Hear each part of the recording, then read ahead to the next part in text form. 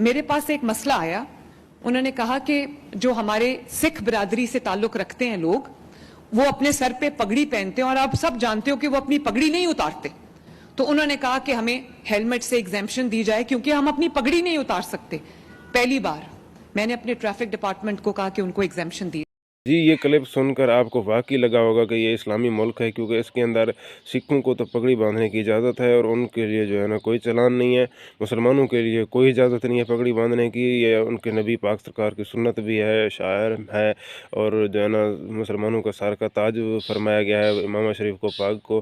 لیکن اسمبلی کے اندر راجن پور کے ایک ایم پی نے بات کی ہے. ہیلمٹ پہنے تو پگڑی پہن سکتے، بڑا ایک ایشو بنا ہوا ہے سر، تو اس کو کائنڈلی پلیز ایڈریس کیا جائے.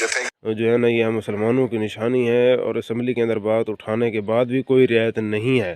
اور ادھر جو ہے نا صرف ایسے چلتی پھرتی بات میڈم کے پاس پہنچی تو فوراً جو ہے نا ان کے لیے رعایت بھی ہو گئی اور ان کے لیے تاون بھی ہو گیا.